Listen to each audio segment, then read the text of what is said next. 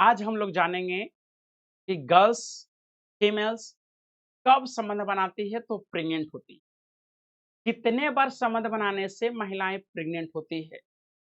एक गर्ल्स से आप कब संबंध बनाइएगा तो प्रेग्नेंट होगी और कब संबंध बनाने से प्रेगनेंसी का खतरा ज्यादा होता है, ये हम लोग जानेंगे।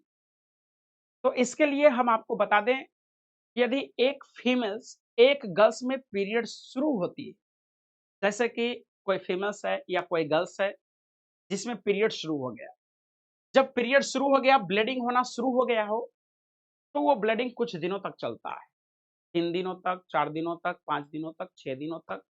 अलग-अलग फीमेल्स में, अलग-अलग गर्ल्स में पीरियड का समय अवधि अलग-अलग होती है। कुछ महिलाओं में पीरियड 4 दिनों तक चलता है, कुछ महिलाओं में पीरियड 6 दिनों तक चलता है। तो खैर जो भी पीरियड चले, ये उसके ऊपर डिपेंड करता है, महिलाओं के ऊपर। किसी महिला में पीरियड शुरू हो गया, पीरियड चल रहा हो, वो पीरियड मान लिया जाए कि 1 दिन चला, पीरियड दूसरा दिन चला, पीरियड तीसरा दिन, चौथा दिन, 5वां दिन। 5वां दिन पीरियड क्या हो गया? समाप्त हो गया। तो यदि पीरियड समाप्त हो जाता है और पीरियड समाप्त होने के बाद फीमेल्स में संभोग करने की इच्छा जागती है और पीरियड समाप्त होने के बाद जब एक फीमेल में संभोग करने की इच्छा जागती है, तो यदि आजो वो फीमेल्स किसी पुरुष के साथ संभोग करती है पीरियड समाप्त होने के बाद और संभोग के दौरान यदि पुरुष अपना शुक्राणु मादा के योनि में छोड़ दे, तो प्रेगनेंसी का चांस बन जाता है। अब कहिएगा सर कितने दिनों तक, कितने बार संबंध बनाने से? तो बता दें कि यदि कोई फीमेल में 1 अप्रैल को पीरियड शुरू हुआ, कितने अप्रैल को? 1 अप्रैल को पीरियड क्या हुआ? स्टार्ट हुआ। मान लीजिए जाए इस फीमेल में 5 तारीख तक पीरियड चला, 5 अप्रैल को। 5 अप्रैल को पीरियड क्या हो गया? लास्ट हो गया। 5 अप्रैल को क्या हो गया? पीरियड लास्ट हो गया। 5 दिनों तक पीरियड चला, 1 अप्रैल से 5 अप्रैल। अब इसमें महिला में प्रेगनेंसी का चांस कब बनेगा? तो प्रेगनेंसी का चांस कब बनेगा? जब पीरियड समाप्त होने के बाद दोनों मिले, मेल और फीमेल दोनों मिले पीरियड समाप्त होने के बाद, है ना?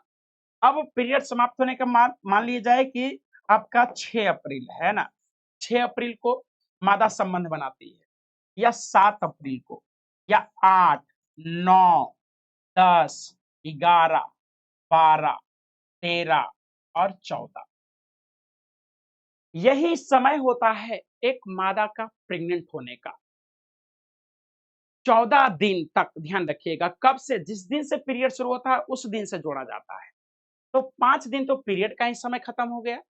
छठा दिन मादा संबंध बनाएगी तो प्रेग्नेंट हो जाएगी। 7वां दिन भी संबंध बनाएगी तो प्रेग्नेंट हो जाएगी। 8वां, 9वां, 10वां, 11वां, 12वां, 13वां, 14वां दिन। क्योंकि मादे के अंदर जो अंडा होता है ना, वो अंडा शुक्राणु का इंतजार करता है 14वें दिन तक। यदि 14वें दिन के अंदर में यदि संबंध बनाया जाए तो फीमेल प्रेग्नेंट हो जाएगी, बिल्कुल 100%। कहिएगा सर कितने बार संबंध बनाया जाए? क्या हम डेली संबंध बनाएंगे तब गर्ल्स प्रेग्नेंट होगी, मादा प्रेग्नेंट होगी, या हम एक बार भी संबंध बनाएंगे तो मादा प्रेग्नेंट हो जाएगी? तो हम आपके नॉलेज के लिए बता दें कि पीरियड समाप्त होने के बाद यदि एक बार भी पुरुष संभोग करता है और अपना शुक्राणु मादा के योनि में छोड़ देता है, तो मादा प्रेग्नेंट हो जाएगी। एक बार भी काफी है प्रेग्नेंट होने के लिए।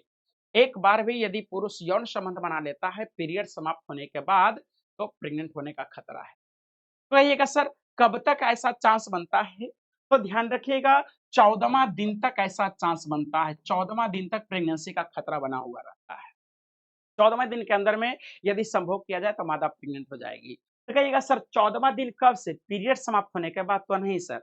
जिस दिन से पीरियड शुरू होता है उस दिन से 14वां दिन। जैसे 1 अप्रैल को पीरियड शुरू हुआ तो 1 अप्रैल से कै अप्रैल तक? 14 अप्रैल तक। 1 अप्रैल से कै अप्रैल तक? 14 अप्रैल तक। ध्यान रखिएगा।